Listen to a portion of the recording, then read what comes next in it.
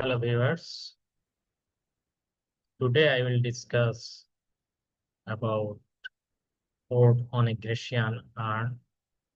I will explain today line by line. Thou is still unravished bride of quietness. He compared it with a woman by calling her a bride, by saying unravished bride of quietness. He is saying that the urn has lived its life in quietness, in a museum or buried in some Greek ruins, but it is still in great condition and hasn't suffered any major damage.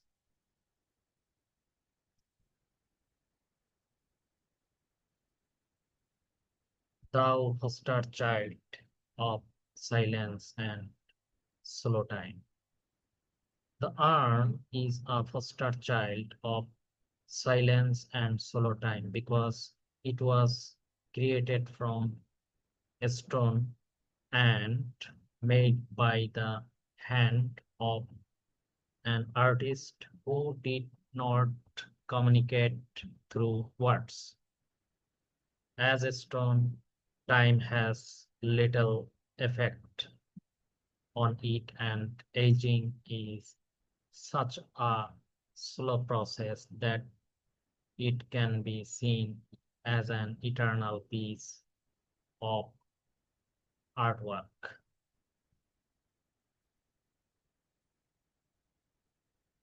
Sylvan historian who canst thus express.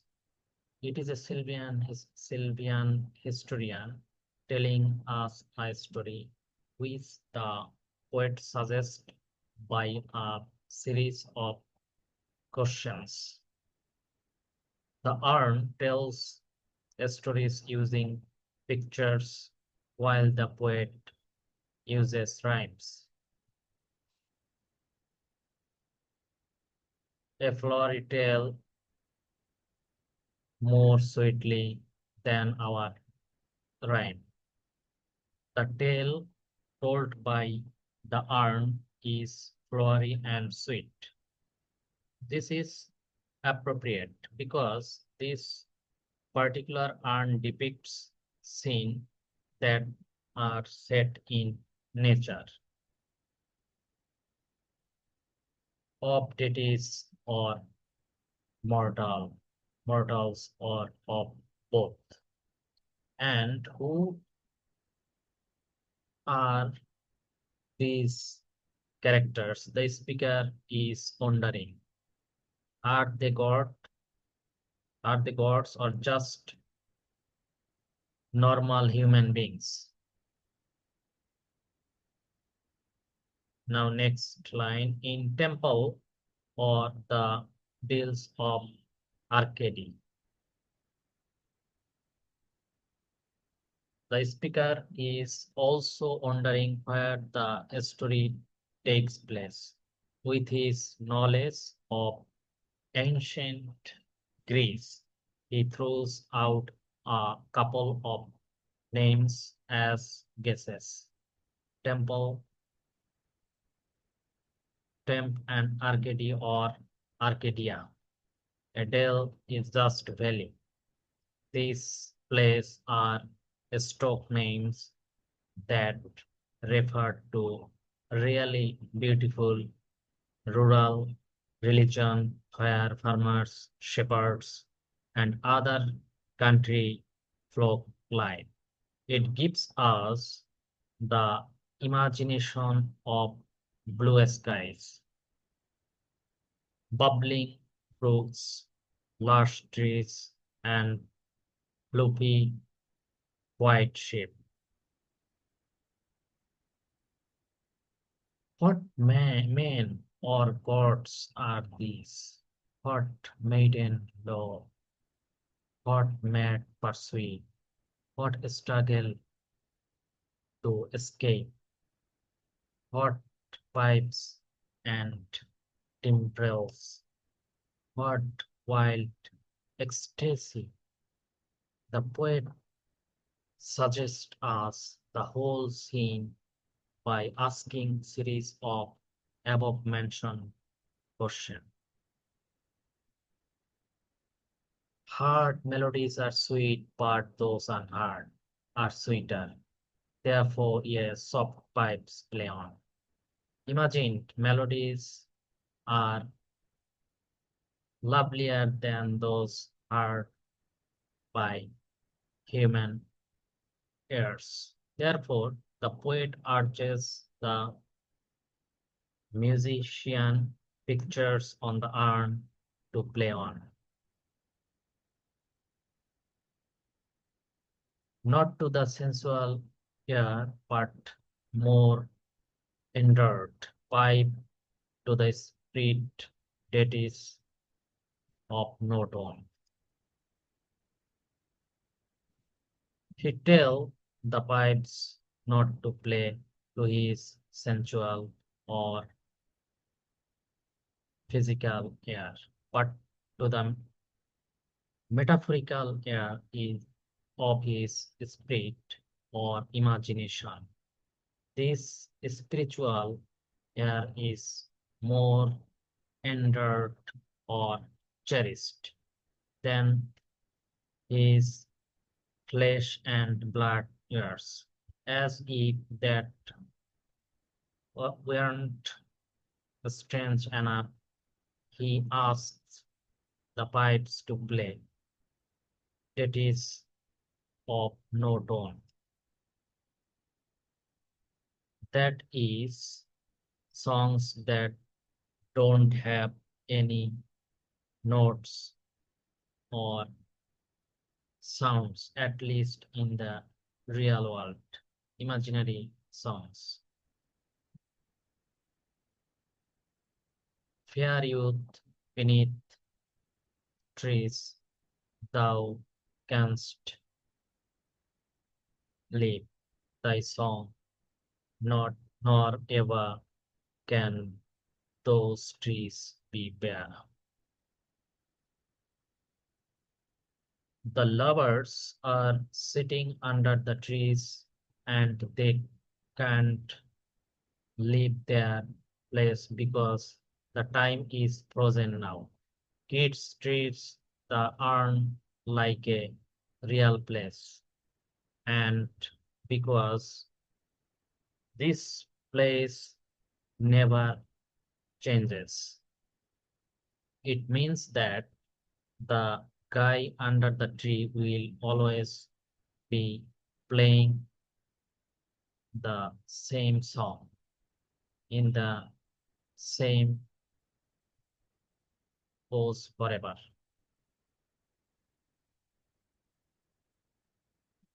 Bold lover, never, never canst thou kiss. Thou winning near the goal, yet do not grieve. The lover on the urn can never win a kiss from his beloved. There seems to be a sense of unfulfilled life as the bold lover will never reach his goal, though he is so near to it, because he remains in the same moment in time forever. The repetition never aids this thought. She can't fade, though thou hast not thy bliss. Forever wilt thou love and she be fair. Here she is referred to the girl lover wants to kiss. The above lines means she can never fade nor ever become less than fair. thus implying that the imagined world on the base is superior to the real world of experience. Keats presents the idea that the urn is caught in an eternity of bliss and love. Ah, happy, happy vows that can tread your lips, nor ever beat the spring adieu.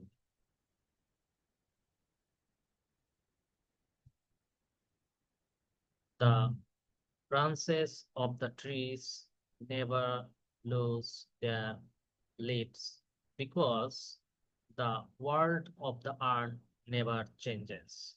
In this case, it's always springtime and the trees are always green. Fortunately for the tree branches, they never have to say goodbye to the spring, which will never be replaced by summer in this world. And happy melodies unweird, forever piping songs forever new. These lines make us think that the speaker is still talking about the young musician who was playing the pipes under a tree. Now he calls him a melodist. In the scene, the melodist is also happy, like everyone else in this world. He is also unweird, which means he never gets tired. In next line, the speaker says that the songs played by the musician are always fresh and new. Again, that's because the world of the urn never changes. More happy love, more happy, happy love, forever warm and still to be enjoyed, forever painting and forever young. Kids gets pretty excited about the fact that this couple will always be in love. Those things kind of go along together. The lovers on the urn enjoyed lover forever one, forever painting, breathing, and forever young. All breathing human passion for above that leaves a heart high, sorrowful, and cloud, a burning forehead, and a parching tongue. Keats telling us in above lines the love that they enjoyed in superior to human love, which leaves behind a heart high, sorrowful, and cloud, a burning forehead, and a parching tongue. The aftermath of human love is satisfaction and dissatisfaction. The lover on the urn enjoy a love forever one, forever painting and forever young, far better than actual love, which eventually brings frustration and dissatisfaction. Who are these coming to the sacrifice? In this stanza, the speaker is turning his attention on the on other things. Now the speaker is looking at the third scene on the urn, which depicts an animal sacrifice. To what green altar, O mysterious priest, leads thou the heifer blowing at the skies? Now our speaker talks to the priest on the urn, asking him, "Hey, where are you headed?" He wants to know to what green altar he is talking a cow heifer. In classical time, in classical times, an altar was a place where sacrifice uh, carried out, and this on is covered with leaves and vegetation that make it green. The poor cow must know what's coming because it moans or lows at the sky, and all her silken flanks will curl and twist. In this line, Keats is talking about a cow. Its sides were dressed in a string or garland of flowers. This cow is a holy object destined for the gods. Hot little town by river or sea shore or mountain built with peaceful citadel is emptied of this folk, this pious monk. The speaker infers that this priest, cow, and crowd must have come from somewhere, from some little town, but the town isn't depicted, so he has to imagine it. This scene doesn't have anything besides people and cows in it, but Keats comes up with a few guesses as to what the town looks like. It is either by a river, by a seashore, or on a mountain. If it's on a mountain, he imagines a small fortress called citadel must protect it, but there isn't a great need to be defended.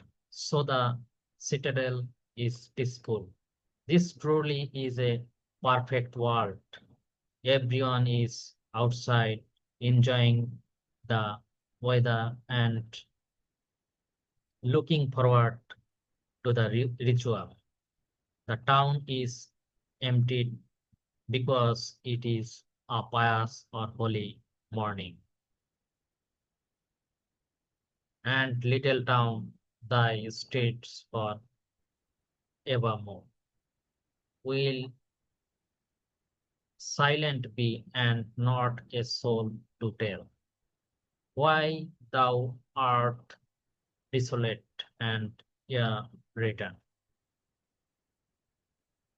The speaker talks to the town to inform it that its streets will always be silent and desolate of people. Although the speaker knows that everyone is headed to sacrifice, he doesn't know that the sacrifice is for, and he can never find out because there is not a soul to tell the reason for the holy day. Poetic shape, fair attitude with breed of marble man and maiden over overall with forest branches and the trodden wheat. Kids start yelling about the beautiful appearance of the urn as if noticing it for first time. He was raptured over the attic shape, which just means it has a distinctively Greek appearance for its fair attitude, which means a graceful posture. A bride is bright like a bride of hair. The lovers are buried to, together in the chiseled marble, which is a wild image. Indeed, the speaker calls the depiction overall or too complicated. There is just too much detail and craftsmanship. We already mentioned that the urn has decorative images of plants all over it, and now the speaker is annoying with the forest branches and the trodden wheat, wheat that seem to be choking the palms with vegetation. They get in the way and make the urn look crowded. Thou silent form dost tease us out of thought, as doth eternity old pastoral. Keats seems to be pointing an accusing finger at the urn, labeling it a silent form which teases the reader observer. He says that the urn is so mysterious and baffling that it's impossible to think about. The speaker has been setting up the comparison between the world of urn and eternity for the entire poem. He views the urn as a world where things never change and can never be destroyed, which is pretty much the definition of eternity. The audience is limited in its ability to comprehend the eternal scene, but the silent urn is still able to speak to them. The story it tells is both bold and passionate, and it is able to help mankind.